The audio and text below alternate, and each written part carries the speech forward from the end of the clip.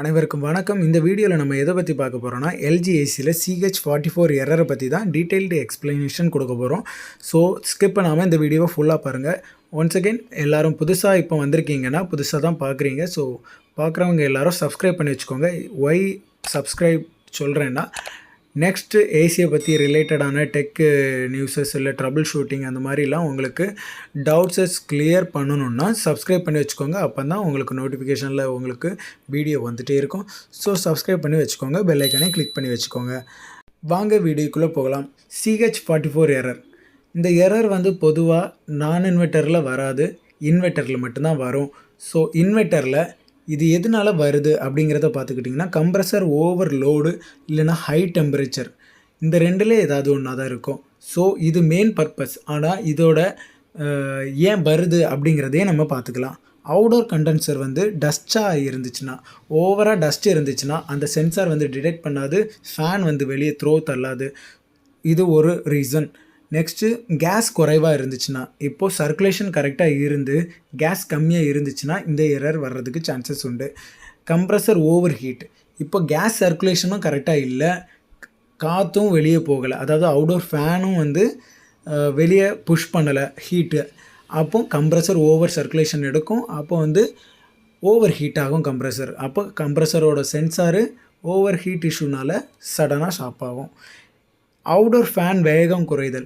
Outdoor fan வேகம் குறைதல் எப்படின்னு பார்த்துக்கிட்டிங்கன்னா, இப்போது ஃபேனில் ஏதாவது ஃபால்ட் இருக்கும், சர்க்யூட் ஏதாவது ஷார்ட் சர்க்யூட் ஆகிருக்கும்.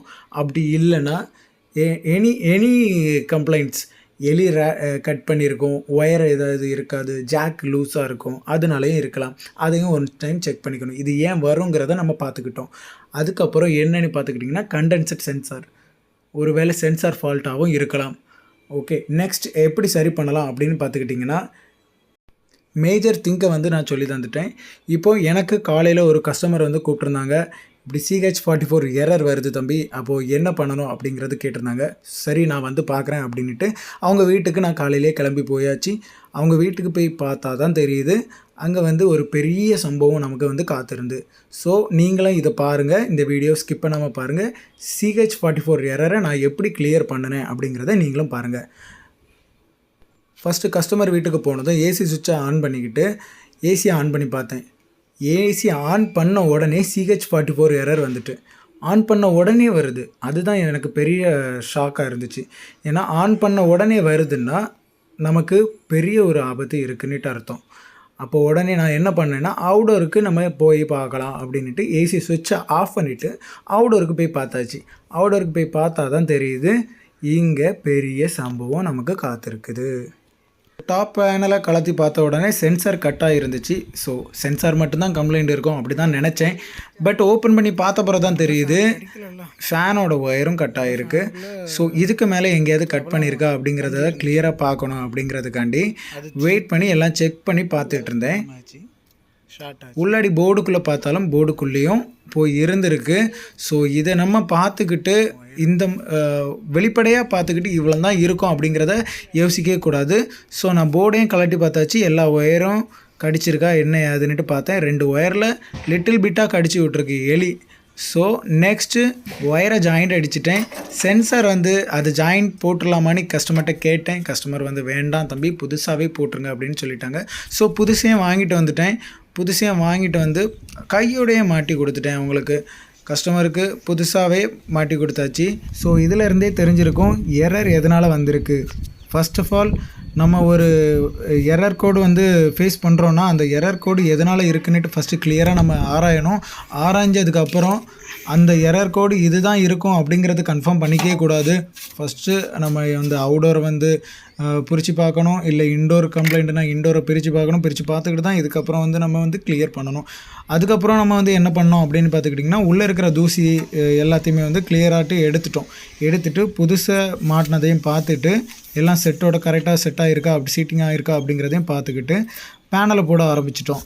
ஏன்னா நமக்கு இதில் அவுடோரில் கிளியராக பார்க்க வேண்டியது எல்லாமே பார்த்தாச்சு, என்னெல்லாம் கம்ப்ளைண்ட் இருந்துச்சு அப்படிங்கிறத பார்த்தாச்சு. அதுக்கப்புறம் என்ன நம்ம பேனல் போடும்போது எதெல்லாம் கரெக்டாக பண்ணணும் அப்படிங்கிறத பார்த்துக்கிட்டிங்கன்னா அந்த 2 ஃபேனோட ஸ்க்ரூவை போட்டுறணும். அதுக்கப்புறம் சைடு பேனல், ஏன்னா வைப்ரேஷன் சவுண்டு கேட்கும், சைடில் உள்ள ஸ்க்ரூவையும் போட்டுறணும். அது போட்டு அந்த லாக் இருந்தால் மட்டும்தான் வைப்ரேஷன் கொஞ்சம் குறையும், கம்மியாக இருக்கும்.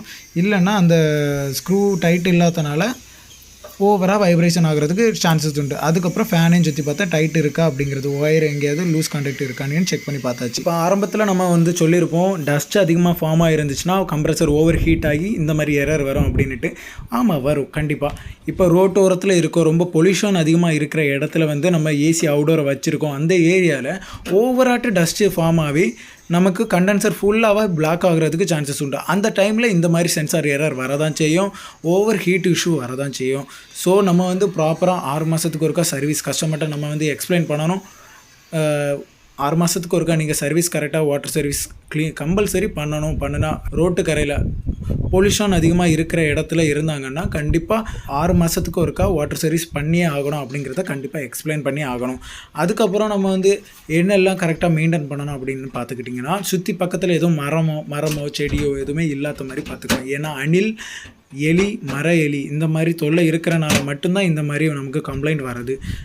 இந்த கஸ்டமருக்கு நம்ம வந்து கம்ப்ளைண்ட்டு இதுக்கு முன்னாடி அட்டன் பண்ணியிருக்கோம். அவங்களுக்கு வந்து எலி தொல்லைனால தான், எலி அணில் இந்த ரெண்டும் தொல்லை பண்ணுறனால மட்டும்தான் இவங்களுக்கு இவ்வளோத்துக்கு கம்ப்ளைண்ட்ஸ் அதிகமாக வந்துட்டுருக்கு. ஸோ டெக்னீஷியன் பார்க்குறீங்க இல்லை கஸ்டமர் தான் பார்க்குறீங்க அப்படின்னா ஏசியை கரெக்டாக ப்ராப்பராக 6 மாதத்துக்கு ஒருக்கா மெயின்டைன் பண்ணணும் அப்படிங்கிறத மனசில் நல்லா பதிய வச்சுக்கோங்க. அதுக்கப்புறம் நான் என்ன பண்ணேன்னு பார்த்துக்கிட்டிங்கன்னா, எல்லாத்தையுமே கிளியராக ஸ்க்ரூஸ் எல்லாம் போட்டு முடிச்சுக்கிட்டு கடன்ட்டு போட்டு முடிச்சுக்கிட்டு நம்ம வந்து ஆன் பண்ணி பார்க்கலாம் அப்படின்ட்டு கீழே போயாச்சு. ஏன்னா நான் கன்ஃபார்ம் பண்ணியாச்சு இந்த 2 ஃபால்ட்டு மட்டும்தான். ஸோ நான் கிளியர் பண்ணிட்டேன். அகெயின் ஃபால்ட்டு வர்றதுக்கு சான்சஸ் ரொம்ப லோ அப்படின்ட்டு எனக்கு கன்ஃபார்மாக தெரியும். அதனால மட்டும்தான் நான் எல்லா பேனலையும் போட்டேன். சப்போஸ் வந்து வேறு ஏதாவது போயிருந்துச்சு, ஷார்ட் ஆகிருந்துச்சு, உள்ளே ஏதாவது எரிஞ்சிருந்துச்சு அப்படின்னா ஃபஸ்ட்டு பேனலை போடாதுங்க, ஆன் பண்ணி விட்டு கொஞ்சம் செக் பண்ணிக்கிட்டு அதுக்கப்புறம் நீங்கள் பேனலை போட்டுக்கோங்க.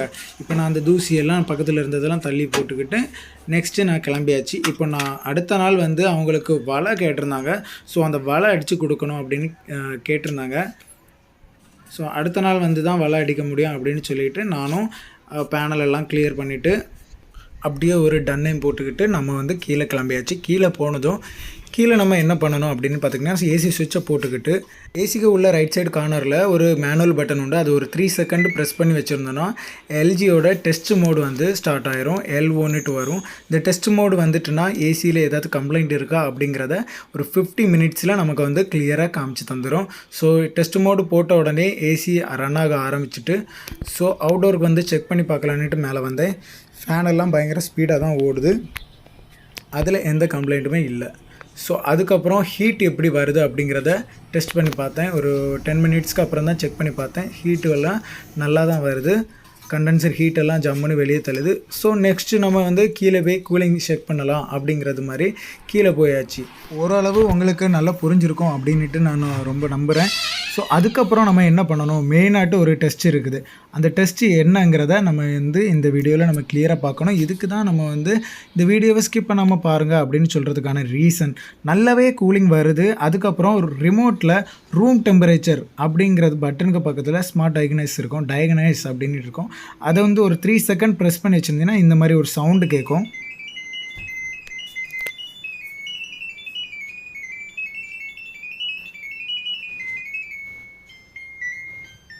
ஸோ இந்த மியூசிக் கேட்கும்போது 1 மீட்டர் சரௌண்டிங்கில், அதாவது 1 மீட்டர் பக்கத்தில் இந்த ஆப்பை நம்ம பக்கத்தில் வச்சுக்கணும்.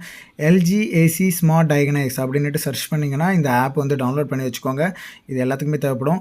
அதை ஓப்பன் பண்ணதும் வால் மவுண்டன் அதை கொடுத்துக்கிட்டு நெக்ஸ்ட்டு கொடுத்து ரிசீவ் கொடுத்தீங்கன்னா இந்த மாதிரி உங்களுக்கு ஷோ ஆகும். அப்போது இந்த மாதிரி ஷோ ஆகும்போது 1 நிமிஷத்துக்குள்ளே, அதாவது 60 செகண்டுக்குள்ளே 1 மீட்டர் பக்கத்தில், அதாவது ஏசியோட போர்டு பக்கத்தில் அந்த சவுண்டு கேட்குறதுக்குள்ளே பக்கத்தில் நீங்கள் வச்சுக்கணும். அப்போ வைக்கும்போது என்ன ஆகும்னு பார்த்தீங்கன்னா இந்த மாதிரி உங்களுக்கு ஆனலைஸ் ஆகும். ஆனலைஸ் ஆகும்போது ஏசியில் உள்ள கெப்பாசிட்டியிலேருந்து கரண்ட் எவ்வளோ இன்புட் எடுக்குது அப்படிங்கிறது எல்லாமே நமக்கு இதில் வந்து ஷோ ஆகும். ஸோ எரர் கோடு பார்த்துக்கிட்டிங்கன்னா நார்மலாக தான் இருக்குது, இதில் எந்த எரருமே வரல. அதுக்கப்புறம் இன்டேக் கரண்ட், அதாவது இன்புட் வால்டேஜும் 226 எடுக்குது, அதையும் நமக்கு இதில் வந்து ஷோ பண்ணியிருக்காங்க. அதுக்கப்புறம் இன்புட் கரண்ட்டு 6.5 ஆம்ஸ் எடுக்குது, 8 ஆம்ஸ் வரை எடுக்கும். ஸோ இப்போ 6.5 ஆம்ஸ் வரை எடுக்குது. இதே நம்ம டெம்பரேச்சர் கொஞ்சம் லோவாக வச்சோம், அதாவது ஹை டெம்பரேச்சரில் வச்சோம்னா நமக்கு வந்து இன்னும் ஆம்ஸ் எடுக்கிறதுக்கு சான்சஸ் உண்டு. ஸோ எல்லாமே பக்காவாக இருக்கிறனால கூலிங்கும் செக் பண்ணிக்கிட்டு ஏசியை ஆஃப் பண்ணிட்டேன். இந்த வீடியோ உங்களுக்கு யூஸ்ஃபுல்லாக இருக்கும்னு நினைக்கிறேன். எல்லோரும் சப்ஸ்கிரைப் பண்ணி லைக் பண்ணி வச்சுக்கோங்க.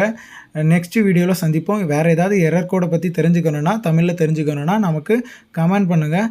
நம்ம வந்து நெக்ஸ்ட் வீடியோவாட்ட அப்லோட் பண்ணலாம். Thank you all.